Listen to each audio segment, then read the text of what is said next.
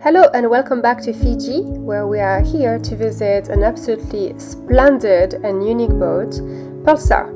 Pulsar is a 2005 MALŌ 46 Classic, originally commissioned as NADA for Nigel Calder himself.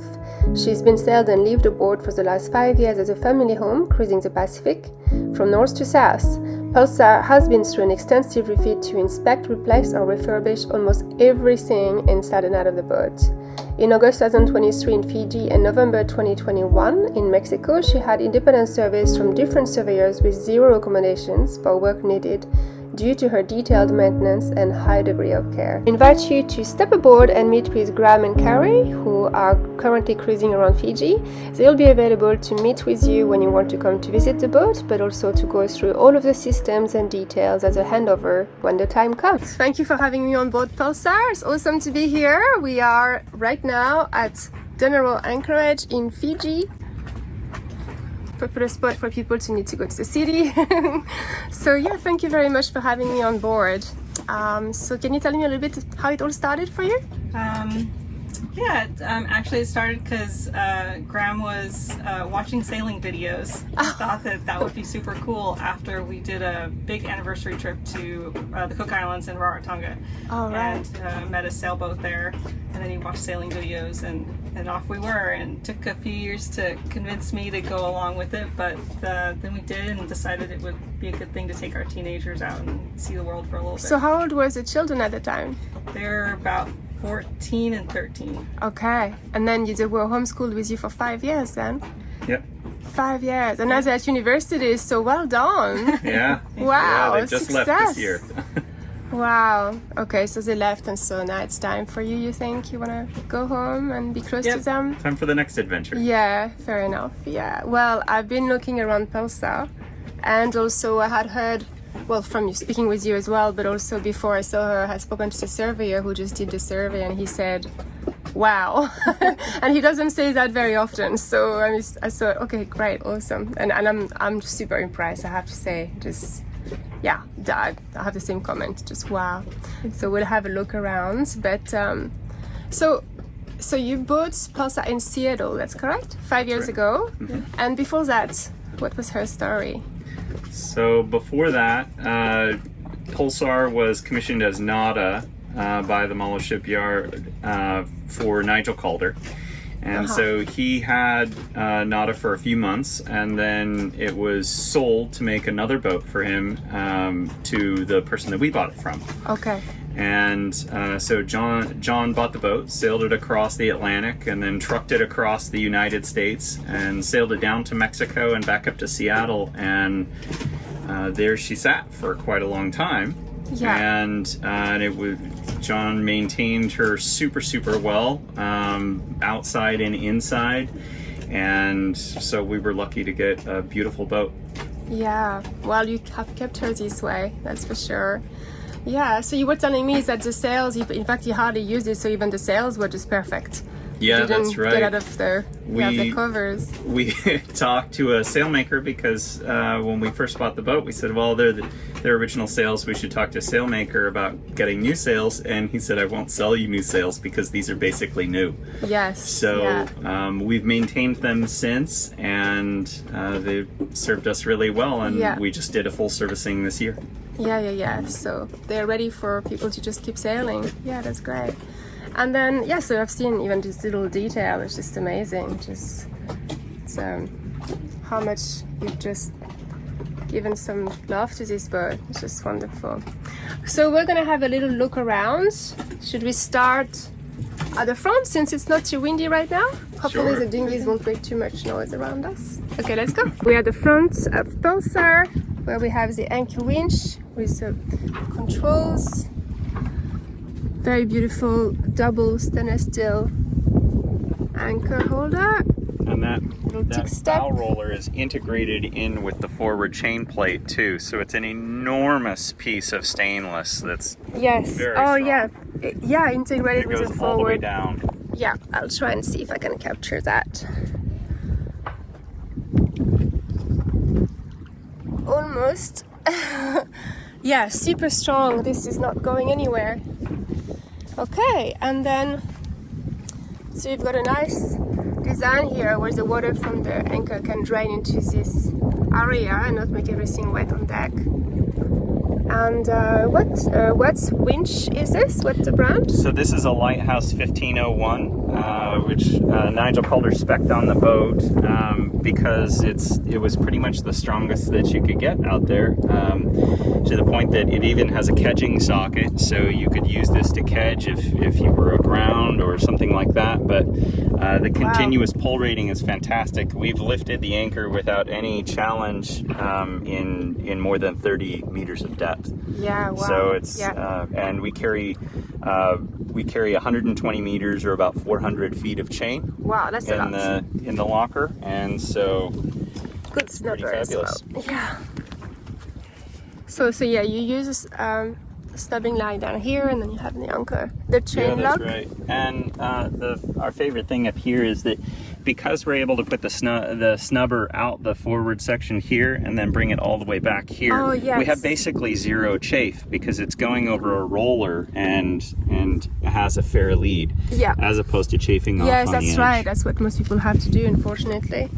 Yeah. Okay. So, and then that's a very strong bollard here. So, and your switches, is there one up, one down? That's right, one up, one down, and then we have a full secondary road as well. That's 350 feet of rope with another 50 feet of chain that's right below here that we can immediately deploy if we need it, Okay. as well as 2 spare anchors. 2 spare anchors. Okay, so let's have a look in the anchor lockers. Okay, so plenty of room. And the other one? So the other one, we keep floats for floating our chain to avoid damaging coral, and then beneath that, yes. we actually lift our spinnaker directly out of this pocket here, and it's in a sock, so we're able to go ahead and deploy the spinnaker pretty fast without needing to store a bag on deck. Yeah. Oh, that's great. Yeah, your float system is great. I guess when you were in Tahiti, that would have been brilliant. Yeah, exactly. They should do it more in Fiji. Not many people do, and that's a bit of a shame. Okay, so very nice non-skid. Did you repaint that, or was it? We Really? didn't. Yeah. This looks so good. We know that I think the prior owner repainted the non-skid, but I'm not positive. Looks beautiful. And then your hatches look pretty new. No? No? Same? Yeah. They must have just stayed covered their well-maintained. whole life. Yeah. Yeah. Wow. Okay, so what about the rigging? How old is the rigging? So we replaced the rigging in 2019, and so that's all the rigging, all the turnbuckles, everything, all the way up to the top. Yeah. So the entire set of rigging is what would that be? That's 4 years old. Yeah. Yeah. So that's 4 years old. Okay. The rigging, Yeah. and then. The chain plates are pretty fantastic because we don't have water intrusion problems along the chain plate because we have such a wide plate over the top of this that we're able to get a really solid seal. Yeah. Yeah, all of them. And so the mast is deck step? Yep, that's right, deck stepped. And then all the halyards except for the spinnaker halyard are Dyneema cord, so we have no stretch. And then on top of that, most of the running rigging and halyards have all been replaced within the last 5 years in sort of a cycle rolling. Yeah. And then They look really good. we've also done a few other things like this line right here is actually long enough to use also as a backstay. So we have essentially an emergency backstay that's made of Dyneema, and then we carry a full stay replacement set that's a Dyneema that we could replace any stay on the boat as well. Okay. All right, and then you have those really cool mosquito covers that you can remove Yeah. for each of the hatches. So these just pop right off. Carrie made these for the boat. They pop on and off pretty fast. And then we also have the blue cover over here. And that's part of why these are in such good condition, is that they've lived their life covered when not in use. We bought this life raft brand new in 2018. And we have it mounted up here for easier deployment and because it balances the boat well. All right, and a very, very good dodger. Traveler conveniently up there, so you don't have to step over it. I guess we can talk about this. So the Dodger here, the lower part is all aluminum hard Dodger with the glass panels. Yeah. And then, as you can see here, this actually unzips the middle, but we can also unzip and pop off this entire section. So we can actually have it completely open, but still have the bimini or the cover across the top. And that's Lexan? Is it Lexan? This is Strataglass. Strataglass, yeah. It's not a regular vinyl thing that's it doesn't freezes. yellow. Yeah, and doesn't yellow. And then you can see across here we have covers, and that's part of why it's in such good condition as well, is that we have covers to go over all of this. Yeah. And so it spends most of its time that way, which really helps with heat in the cockpit. Yeah, of course. And then this is very good. You have those windows that you can show you can see your sails. Yeah, that's right. Yeah. And then we have another one on the back.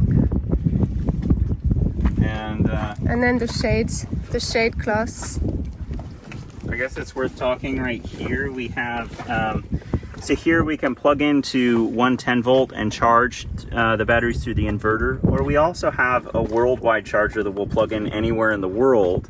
So it doesn't matter if it's, US power or European power or wherever we are, and we can plug in here and it will convert the voltage and charge the batteries. Oh, okay. So this one is in 110 and this is anything worldwide. anything. Okay, Yep. wow. We can plug in 110 to 240.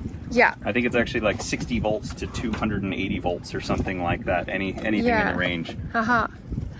And here we have the Rolex of full winches, the Anderson. Yep. And so the large Genoa winches are powered. So we have they're 2-speed powered, slow and fast, and then of course the manual halyard winches, and then we also have Anderson winches up at the mast. Okay, so you can do all your sailing from the cockpit. Yeah, that's right. The only thing that we except go for forward for is reefing. Oh, That's right. reefing. We're standard slab reefing, which makes it nice and easy and pretty foolproof. Yeah. And even there, we do a substantial amount of it from the back because we're able to go ahead and hook it from the front as we winch it down with the from the front. Yep. So someone just goes up, hooks it, and then goes back to the cockpit and winch it down. Yep. Okay. So a very comfy and safe cockpit, and that's the model with the large platform behind the cockpit, which is really good.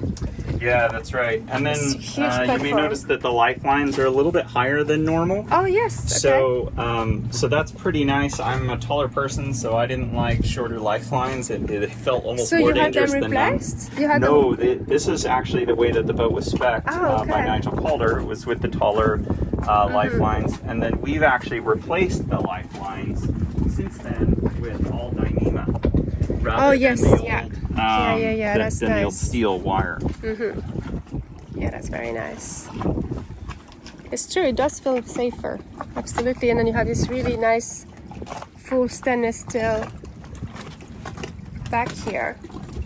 And then we have these giant cleats, which make it pretty fantastic. We can put in pretty huge lines as a result. Yeah, dock lines are often too big to fit around regular. Yeah, not for us. Yeah.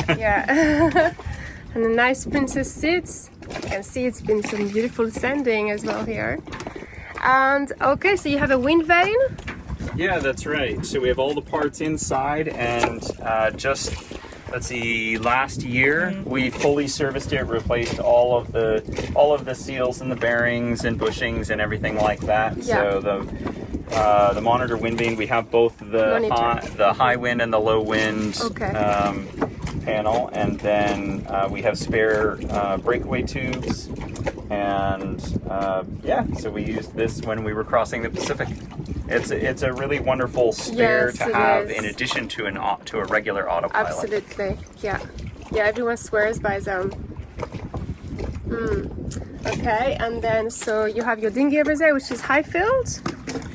Is it a high filled? No, it's an Achilles. Achilles. Oh, it's aluminium based, so. Yeah, so it's an Achilles aluminum bottom rib. It's 10.5 feet. Okay.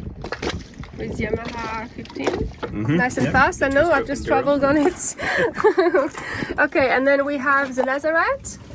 Yeah, so underneath here, this is just a cavern. It's all of this down to here, and then there's that much again below that panel. So Oh, okay, it's into... the trunk is absolutely enormous. Mm-hmm. So I mean, you can see the volume of stuff, and it's going all the way over to here for this is the separate propane locker, and it comes around, and it comes to here, and it goes all the way over to the other side, and all the way down. Yeah. Okay, so is that sockets for the boarding ladder? Yeah, that's right. So the boarding ladder is right here.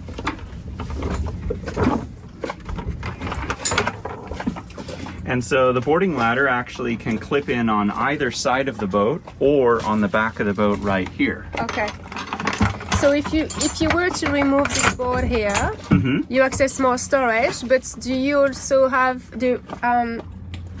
where's your emergency steering located? So our emergency steering is all underneath the cockpit locker.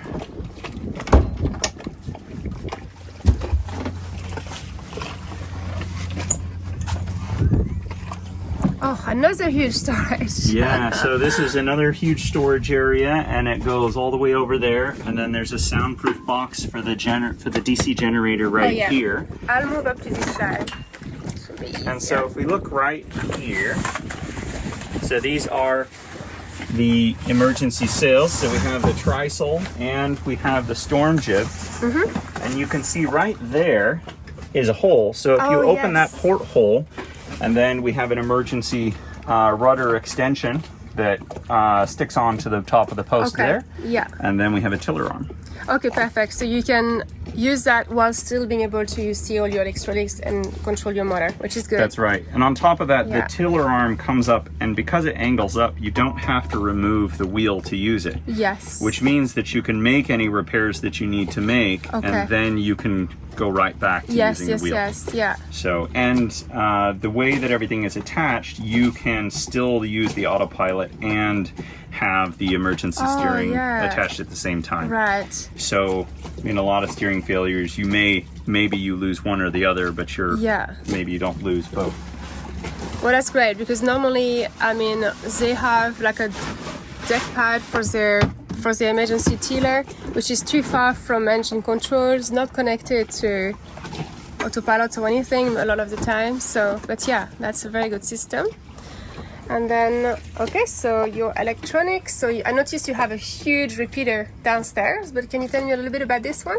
Yeah, so this is the secondary, the small one, and the primary's over at the nav station. And so this one we actually just installed at the beginning of 2023. Yes. Yep. And it's the one generation newer than the one down there, but they're compatible and they're linked together. And so if we enter a route or something like that in either one, it shows up in both. Okay. And so we have the current South Pacific charts here. We also have 1 year out of date US, Canada, Mexico charts and all of that. And so this is our primary chart plotter. And then in addition, sometimes we'll use satellite imagery on a laptop down below to complement that. Yeah, okay. Okay, so what do you have on this? So what we have here is we have a radar. Mm-hmm. We have AIS. We have a transceiver. It's a Vesper XB8000, so we both transmit and receive AIS. We have the charts. What else do we have on here? So we have 2 GPS units. So we have the one that's actually directly connected into the Raymarine chart plotters, and then we also have the one that's directly connected to the AIS. So if we lose either one, everything can still receive GPS. Yeah. And the depths, do you... Yeah. Is that there? Yep. So we can get depth on here, but I don't have it configured to show the depth right now. But we do have the depth up on the instruments up there. Yeah. Okay. So.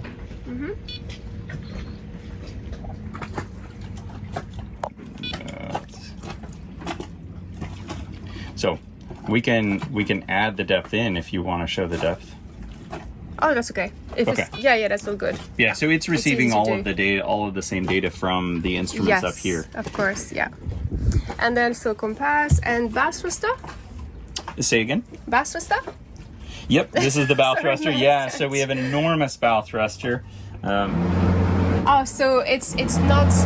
It doesn't come down. It's a That's tunnel right. one. It's always in, always Yeah. ready to go. Okay, perfect. And so it's almost Wow, it is strong. laughably big. It is Yeah, still that's moving. right. And all we did is burst it each way. But Yeah. because we have the lithiums now, you can actually run it continuous for a pretty decent amount of time. I think it the was at the maximum motor. that they recommend is 30 seconds. Yeah.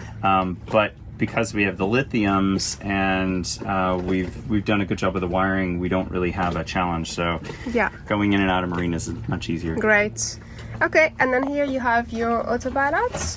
Yeah, that's right. So we have the Raymarine ST7001 and then the computer for it. So this is the control unit, and the computer is actually just right here in the back behind.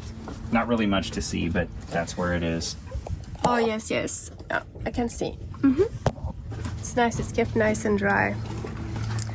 Okay, now your motor. How many hours? You said it had only 300 hours when you bought the boat. It was pretty Yeah, new. it was only about 300 hours, so we're now at 1,396. Yeah. And so it had very low hours when we bought the boat because the prior owner had to repower after a problem with the prior engine. Okay. Yeah. So So- Yanmar, 70. How many horsepower? It's 110 horsepower. 110? Yeah, it's a 4. Yeah, it Can get on the really plane. moves. It's a 4JH4 HTE. Okay. And that's what was originally spec'd by MALO for the boat. Was I think a 4JH3, the third generation Yes. HTE, and Okay. so he replaced it with the same spec motor but the new generation, and so it was a drop-in fit. It's a shaft drive engine. Okay.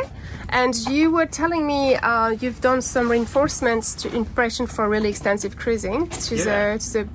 the rudder and the bearings and. Yeah, so a few things. So we replaced the upper rudder bearing in 2018 for the rudder, and so that comes up into the boat. And the original was aluminum, and so we replaced that with an all fiberglass system, and then also glassed in extra arms for structural support.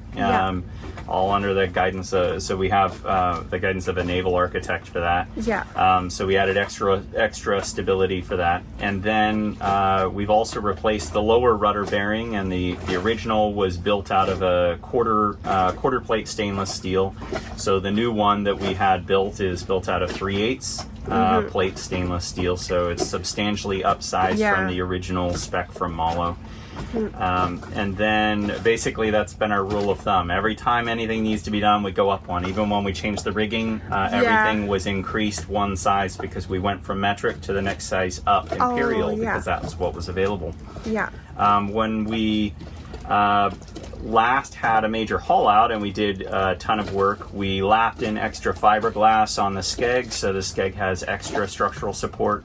And then on top of that, the bronze tube that goes through the boat, to have the shaft come through, we actually replaced that whole thing. So we were able to saw that out of the boat, replace it with a new one, and then laser sighted to get it perfect for the alignment. And at our most recent haul out, there's no wear on the cutlass bearing.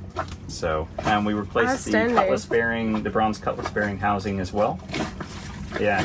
So all of those are upgrades that we've done over time to take whatever the system was, and then as it needed to be replaced, go, up 1 or 2 or 10 sizes. Yeah, really outstanding. It was already a cruising boat, but that's like just, when you were talking about perhaps sailing the boat to Alaska from here, I was thinking, this boat can do it. After everything you've done, and also what she was built with in mind, serious cruising. Yeah. And further improved in so many ways. Really outstanding. Yeah, so looking at the comfort zones, so really nice cockpit. So we've got a table up right now, so that comes up and down easily. And then it opens up. Yeah, that's right. Folds out. Just like that. And then you said you have an extension as well. Yeah, that's right. So the way this works is underneath there are 2 slots, and we have an extension that when this is out, it looks like this. And so then the extension comes out and in, and it slides into the 2 slots here, and then we have an extra seat that lays across here, so you can seat people all the way around. And then we also have teak boards that go right where you're standing and right across here. Oh yeah. And then they just have a little slot cut out for the wheel. Yeah. Right? So it becomes a complete sort of entertaining area, and everybody, you know, we've sat, I don't even know a lot of people in here for sundowners. You don't remember how many? That No, must have been a good sundowner. And then the kids crawling Yeah, that's across it. you, and you know, it's the traditional family cruising dinner kind of thing, right? Yeah, it's so good. So the teak is in such good condition. It's one of the nice things about MALŌ builds. They're highly customized, but they're also really high quality workmanship and high quality materials. And so I think we talked to someone just the other day that they were on another boat, and they're like, wow, your teak is so thick, there's so much of it. Well, you're totally right. I mean, on a, you know, like our Hansi or on a Beneteau, it's 6 mil. This is like 12 mil, you know? Yeah. So it will be there forever. You can just sand it. You can't really do that too many times on one of the production boats. You sand it a few times, but that's it. Then you just go straight to the fiberglass underneath it. And we're one of only a few MALOs without teak decks. So we have teak where it's wonderful here in the cockpit, but we don't have to deal with maintaining with the long-term maintenance work of teak decks, and that's from the factory as spec'd by Nigel. Now this is really a good point, because the teak is all pretty and gorgeous to have teak decks, but first of all, it's boiling hot in the tropics. It's really, really amazing how it just makes the cabin hot. You can barely walk on it. And then it's a going concern. Eventually you'll have to replace that teak deck, and that is a big job. Really horrible, big, long job. You can't use your boat and you're going to be out of pocket, you know, easily 50 grand for that. So, and we've just maintained the teak without using oils or cleaners or anything like that. Just mild soap and water, so that it lasts the longest. Yeah, it's super healthy. You can tell. And the caulking is in very good condition. Gorgeous. All right, so under here we have 2 of the potholes for the aft cabins, which we'll have a look at inside. And then there are escape hatches, so these pop up, and they're just escape hatches for the aft cabins. All right. Which our kids used as extra airflow. They were that's what they loved them for. They could just pop them open and have all the airflow too. All right. So you unlock it from inside and you can just pop them open. Just go open it. Yeah, sure. This is great. And then this panel here, it's removable in case you had to remove the engine for whatever reason. This panel in the middle. Oh yeah, I see. Perfect. I can see that there is like provisions here. So perhaps. we assume so, but we've never had to move No, it or of course replace it, not. so- That's right. This is definitely a removable hatch. So Yeah, we've seen it that's from it. the other side underneath, and it's screwed in from below and then sealed in. And so the engine can either come out through the removable stairs, and it can come out that way and be lifted out, because all of this easily comes out. Yeah. And you can use the boom for it, or you can also get full standing room access into the entire mechanical area by removing this. Yeah. But the cool thing is it's actually easier to just remove the walls out of the other side for any work you need to do. Oh, so you can yes, completely open the boat and turn the entire aft section of the boat into one giant engine room that you can move around in, and then put the walls back in. And amazing. Yeah, you were telling me just 5 minutes to remove the side walls, even though they are actually covered. Just easy. That's right. Okay, so the solar array is built as a large oversized solar arch with dinghy davits, and you can see it's large. It's 1.5 inches, 3/16 stainless. and so this is pretty heavy duty, and it lifts the dinghy up super high and behind Oh yes. behind the monitor wind vane. Okay. And Yeah. so that way we can have a wind vane and have davits both, which is point. pretty nice. And then we just put a little cover over the top of this in case the dinghy ever comes down on top. But the really cool thing about this is if we point up here, so this whole front section, if you want, is actually removable because it unbolts here and here, Okay. and then it unscrews here. Oh yes. And this entire forward section, which is sort of a solar bimini, comes Yeah, off right. and it's removable. And you can still fit 3 panels across the back, across here. So there's room to add a 4th panel back here if you wanted, bringing it to like 1500 watts or 1600 watts of solar. Or you can leave it as we have. Or if you don't like this bimini, then you can actually just remove it and move the panels back. I see. And so that's the really nice thing. We love this because it gives us all the shade, it's power, and we actually dry our clothes under it. Yeah. For anybody who's been in the tropics very long, you know that your clothes don't last very long because the UV destroys them every time you True. dry them on the line. Yeah. So we can Yeah. actually get all the wind drying out here without them being in the sun. Yeah. So as a cruising boat, this is the most functional. But if you wanted it as a racer, you just remove this by unbolting it. Yeah, or if you have to prepare it for a cyclone, for example. Yeah, that's right. Just remove that. Yeah. So, and all of the panels are easily bolted in and easy to remove and can go right down inside. Yeah, really great. Everything's been thought about. What's that little thing there for? This is part of the monitor wind vane system. Oh, yeah, okay. It's how you control the angle of the wind vane. Oh, There's yeah. a line that would run to this. And it Okay. allows Sit you here and you would just adjust the line. I see. And that, adjust the angle of the wind vane. Ah, okay. So again, you don't have to leave the cockpit. You can do that's that right, you from don't here. have to leave the cockpit. And the lines for actually turning it, because the monitor wind vane actually turns the main rudder by using the steering wheel. The lines run there underneath the seat.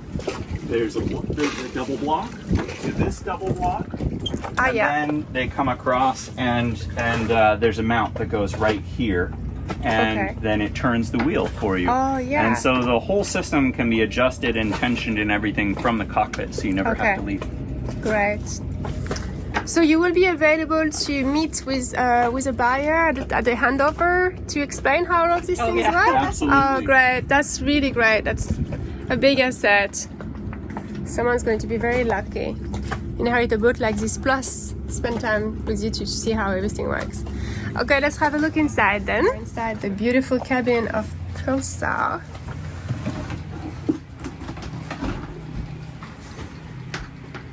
Yeah, it's magnificent. I was just noticing earlier on even the details of the joinery, just exquisite. Just exquisite. So the layout. So it's 3 cabins, 2 Yep. bathrooms with a separate shower and toilet in the master and suite. That's correct? Yes. Yeah. Yeah. It was perfect for us with 2 teenagers, a boy and a girl, and heading off cruising. Yeah, that's great. So and I noticed the galley is a little bit higher. The bench is a bit higher than normal. So it's good when you're tall people. Yes, like you. Well, You have for to him bend anyway, over I'm so short, much. so. Well, yeah. Do you do most of the cooking? I do. Yeah. Oh well, at least it's a beautiful galley. And It is. so you have gas and convection. Induction. Actually. Induction, sorry. Yep. Yeah. Yes. So we spent 2 years in Mexico, and it's really hot in Mexico in the yeah. summers, and then in French Polynesia and here in Fiji, and so LPG gas cooking can be really hot and heat up. That's boat. true. And we switched over to lithium batteries and a really big bank, and so we were able to do an induction plate that sits on top, and little non-skid pads go on top of it for the pans, and it removes so much heat. The pans actually stay in place better than they did with the little clamps on the gas one. Yeah. So, but the nice thing is that we can switch. We just take it off and set it, anywhere in storage, and boom, we're cooking on And it gas fits again. perfectly so if on we're top. short on, Yeah. and it stays exactly in place. And so we chose that one for that reason. And so it means that we have the flexibility to switch back and forth based on our power needs, based on where we are. You know, if you were cruising in a cold place, you might like the extra heat in the cabin. So we are good. very well insulated too, and so not only does the lighter colored hull and lighter colored decks and not having teak help with the heat, but the other thing that helps a lot is the MALŌ insulated the boats, and so not only are we cored, so we have the insulation from having the balsa in there, but on top of that there's actually a layer of insulation in the boat, so it means that we're warmer in the winter and we're cooler in the summer. Yeah, I really noticed it actually. It's really nice and cool in here. Super. Okay, and then that's a seriously big stove. 4 burners. It's as big as you would get in a house. It's amazing. Alright, and then you have your fridge out here. Yep, it's instead of top loading, it's a front loading fridge, which is actually really nice. It does spill some cool air out of it, but it has its own compressor, so it keeps everything really nice and cool. Yeah. And the freezer is your standard top loading freezer. I'll have a quick look. Gigantic. Yeah.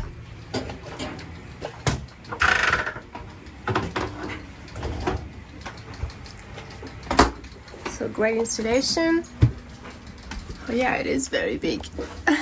Yeah, and you can see that on both the fridge and the freezer doors there's 2 layers for the insulation, which helps quite a lot. Yeah, I can feel the And cool then air coming out. Yeah. Just opens, and there's a nice little lever that keeps it open. Yeah, that's really big too.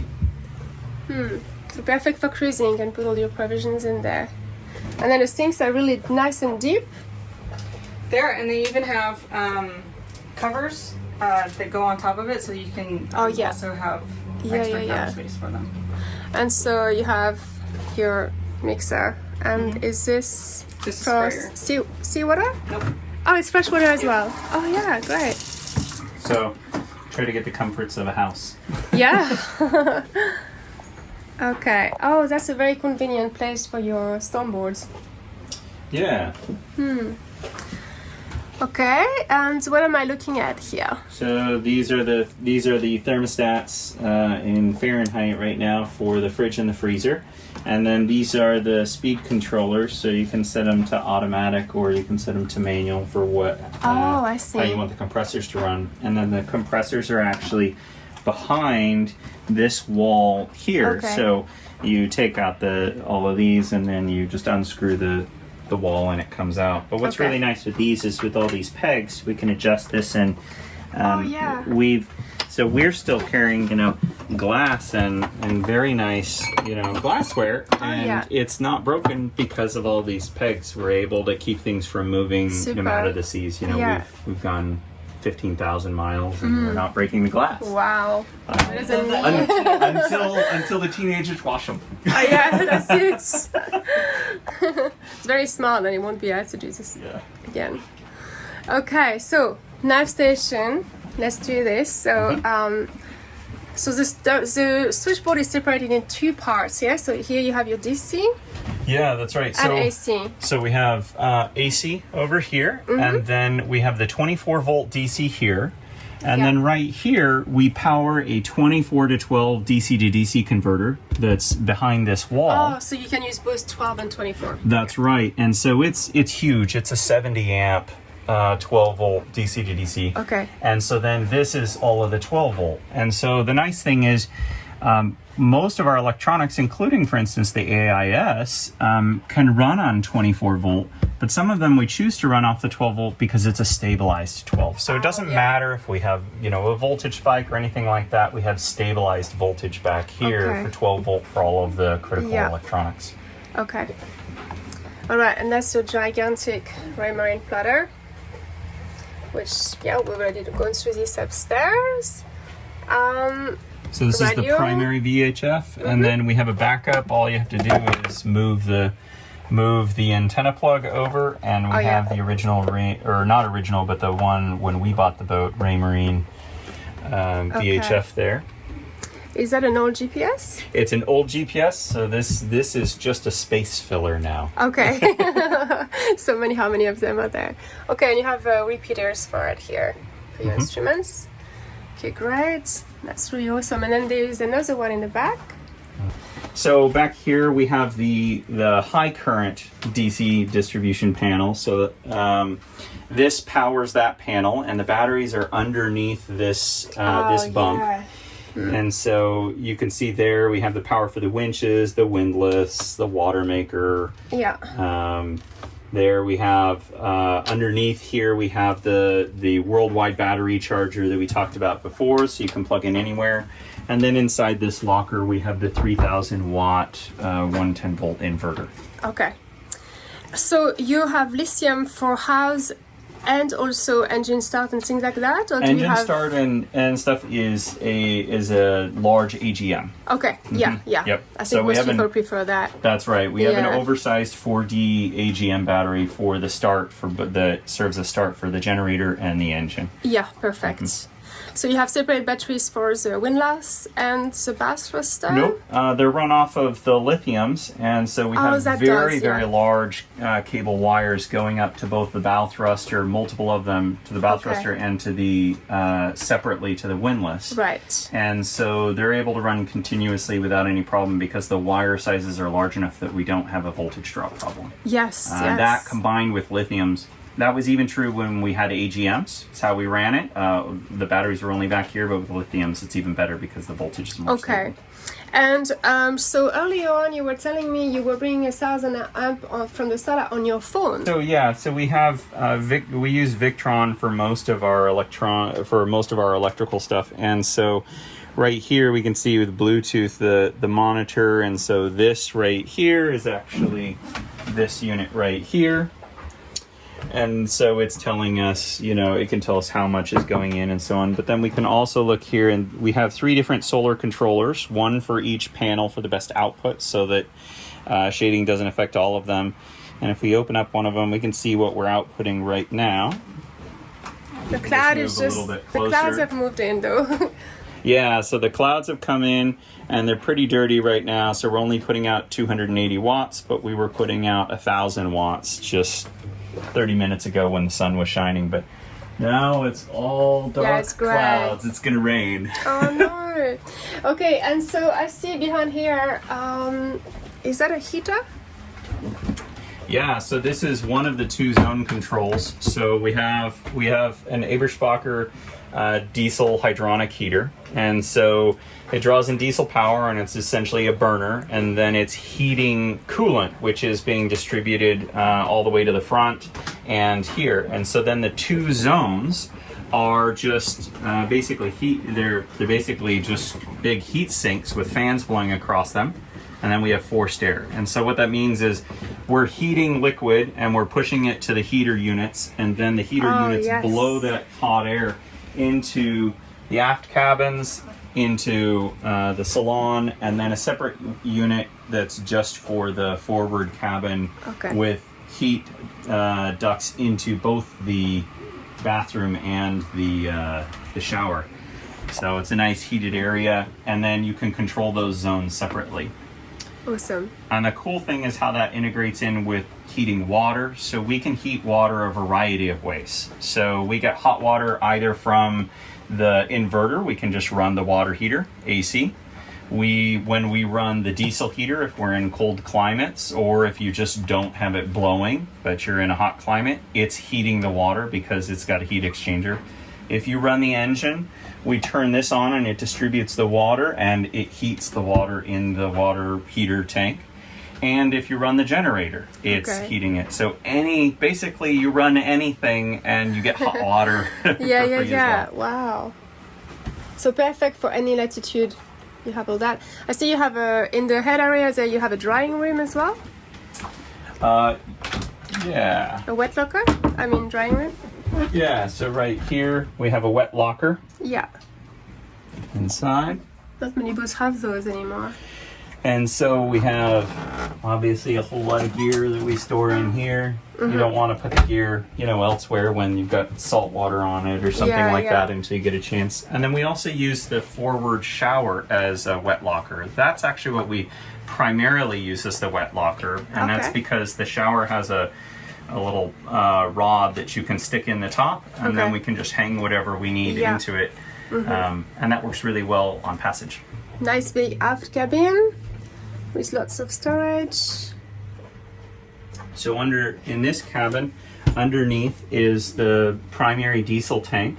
And then below that is also in the back behind this, so we have a little bit of storage here, and then just behind that is the oil transfer pumps. So the generator, the transmission, and the main engine are all plumbed directly at the bottom into the oil transfer pump. And so you can do oil changes from there without having to manually pump it out. Okay, wow. And that can both pump out and pump in the oil if you want. Okay.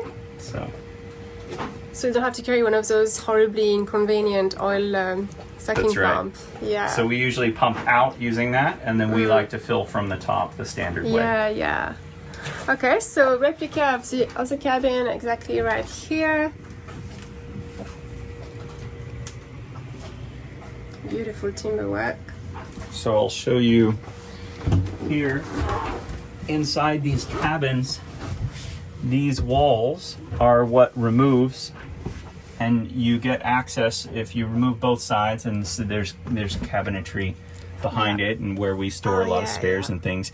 But you just take the things out of these cabinets here and then remove the wall, and you have full access into the entire engine compartment area on the backside with the transmission, the shaft, everything. Okay. As opposed to trying to lay over the top of the engine or do something crazy like that. Yeah. And then you have inspection hatches in here. Yeah, that's right. So for right here, this is what we would open up if we were going to change the impeller, so you don't have to, go behind and use a mirror or something. You can just see right in. Okay. All right, I'll have a look. We'll go back to the engine in a little bit. I'll just have a look. So that table opens up, and that settee moves then. That's right. So this table opens up, and then you can seat everyone around it. And then this actually slides forward. Wow, and you can see all the storage behind it. And so, so this is one of the diesel heating units that we were talking about, the distribution zones. And then obviously we have a huge amount of spare lines back here. We have spare for every halyard and for all of the running rigging. So we have spare, we have spare in good condition Genoa and main sheets and so forth. And so we can sit a lot of people around this. We've done, a lot of Thanksgivings and Christmas dinners and things like that with other cruisers. Great. And those covers are covers of covers. Yeah, so these are covers. So the whole life, these have been covered, and so you can see while the covers are a little bit faded with time, underneath they look perfect, and it's because their whole life they've had covers, which made it easy for us to have. We buddy boated around with a boat that had little kids, and we didn't have to worry at all about little kids hanging out because we have covers on everything, and so it's okay. Spills are not a crisis. Yeah. Okay.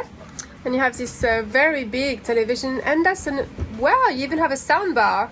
Yeah, that's right. That's really funny. The surveyor made the same comment. I don't know another boat that has a sound bar. Wow. And then behind is exactly the same, basically, as over here. Oh yes, you have more storage there. Yeah, just more storage.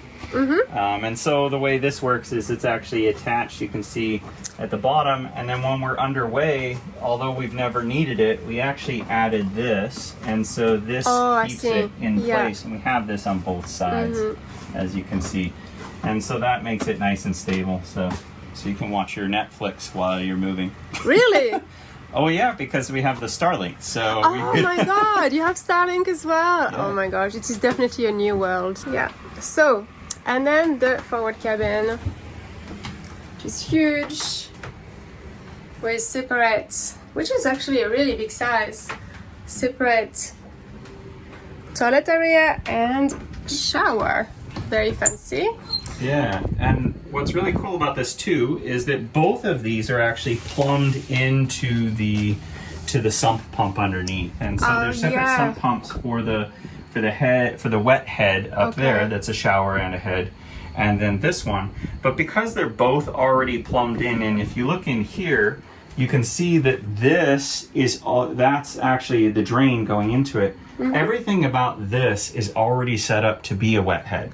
And so if you prefer to have the storage, you can just take all of the equipment out of here, move it into here. The plumbing change is fairly easy, and this is already set up to be a wet head. And then you have all this storage space here. Yeah, there's so much storage here. You can easily put one of those wall washing machine, you know, those sailing washing machines. And that's exactly what we considered doing. Yeah, they don't take much room, and they do this such whole a good thing job. here, we considered replacing some of this with one. So yeah, lots of room here. Yeah, those diable washing machine are just they're really easy to install as well. Okay, so all right, and underneath that bed, what do you have? So underneath this bed, we have the giant bow thruster, and then we also have the water maker. Oh yeah, I can see the controls down here. Yeah, that's right. So the controls are down here. And so we have a Cruise RO. We generate 30 gallons per hour is what it's rated for. So what is that in liters? That's about 120 liters an hour. Wow, okay. Yeah. That's a lot. So that's what we get out of this, and so we have the sample line run up into this head, and then we can actually back here. Underneath here is where the boost pump, because we take the water from here and then we pump it forward. Oh, okay. To Yeah. the high pressure pump. So you have a water chest? No. So the way we're set up is actually each one is its own valve. Oh yeah. So they're all down here. So we actually have two forward. Oh yeah. Underwater through holes. And then here we have the sink drain. This is an unused because when we bought the boat, we had saltwater flush heads, both forward and aft, and we've converted them to fresh water to reduce, any smells, and it's better for the tanks. And then the water maker is here, the generator, and the main engine. And then up forward, we have an unused one that used to be for saltwater flush head. So it's there if you wanted it. And then we also have a saltwater washdown for the bow of the boat for when you're raising the anchor. Yeah. And one of the nice things that MALŌ did was the boat is cored down to the waterline, but every place there's a through hole, there's no coring. So dealing with the through holes is a lot simpler in those sections because you don't have to deal with the coring. It's just fiberglass. Yeah. And that's true with both the hull and with the decking.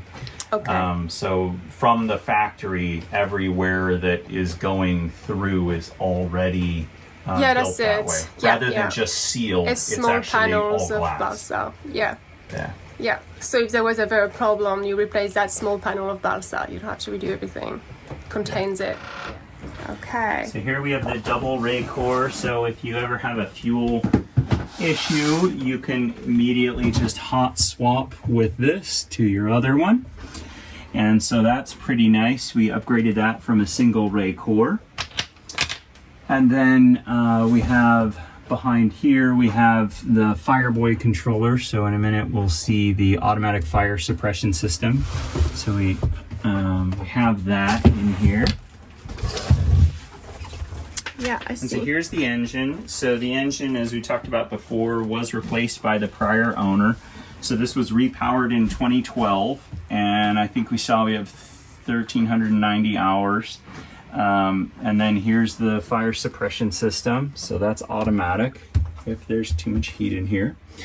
And then both the engine and the generator are Yanmar motors and then have two alternators on them. So we have the standard 12 volt alternator, for the starter battery, and then we have large Balmar alternators for the output. So when we run the engine, we're charging with this is 180 amps at 24 volts, so it's fairly enormous. That's what a 4.5 kilowatt, something like that,